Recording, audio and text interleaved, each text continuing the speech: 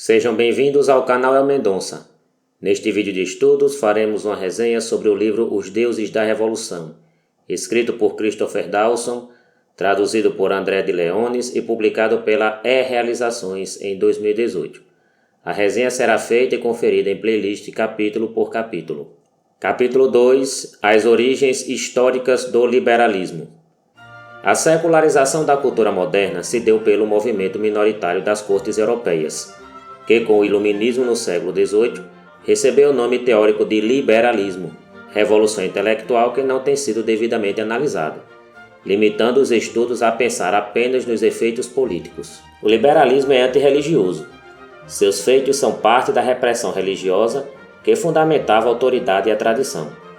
A decisão de Luís XIV em revogar o Edito de Nantes e coibir os protestantes huguenotes em viver em liberdade na França fez com que estes protestantes, sendo eles os mais capazes e empreendedores da burguesia francesa, se mudassem para outros países, a exemplo de Alemanha, Inglaterra e Holanda. Na Inglaterra, Jaime II tentou seguir o exemplo do reino francês, onde aliás foi educado, mas que com a Revolução de 1688 o protestantismo ficou assegurado.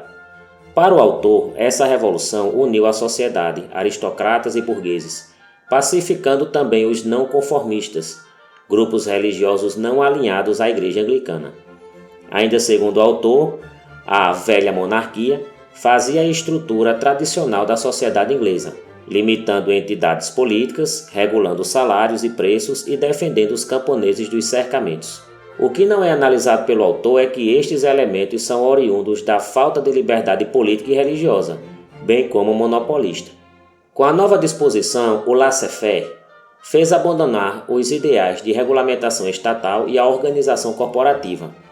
O empreendedorismo, essencialmente individualista, fez com que a pobreza e os pobres fossem mal compreendidos. Bom que seja esclarecido que o autor considera que a monarquia era uma sociedade economicamente ideal, com amparo social e estatal para agricultores, por exemplo. Sabe-se muito bem que não era assim. O parasitismo de corte que fundamentou revoltas sociais e o atraso dos monopólios não é mencionado neste capítulo. Culturalmente, os fundamentos do liberalismo se deram em filosofias como o racionalismo cartesiano, o empirismo e o cientificismo. A tolerância religiosa, parceira da liberdade de pensamento, e o contrato social para o bem comum eram tendências para os reformadores de pensamento do século XVIII em todo o continente.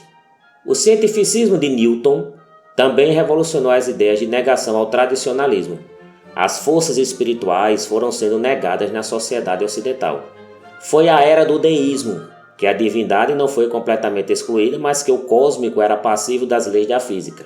A religiosidade dos filósofos era de crítica à ortodoxia e de espírito racionalista, muito diferente do que era o calvinismo ou o misticismo barroco católico. O laicismo foi anunciado como afirmação da razão e da liberdade de pensamento. Os iluministas franceses estavam beneficiados pela estrutura absolutista e oligárquica das cortes. A revogação do Edito de Nantes sufocou os espaços de adesão aos temas espiritualistas, concentrando todo o esforço na cultura e na influência do catolicismo. O autor cita Voltaire, que em determinada discussão com La Bonneuil, huguenote que atacou o sistema de Luís XIV e sua opressão.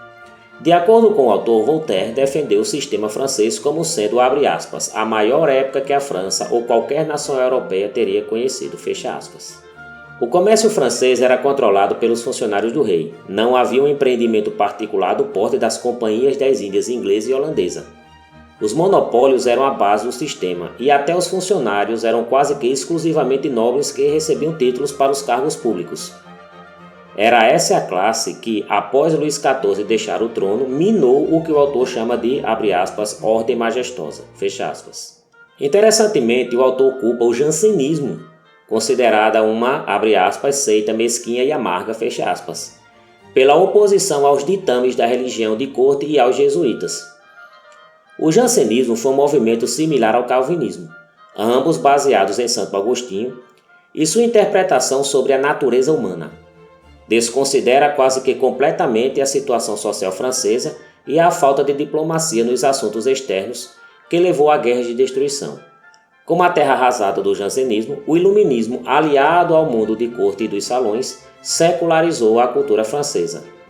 Os franceses, habituados com o unitarismo político e social, trocaram o despotismo absolutista baseado na religião pelo absolutismo da razão, o que seria o despotismo esclarecido, não porém mencionado pelo autor.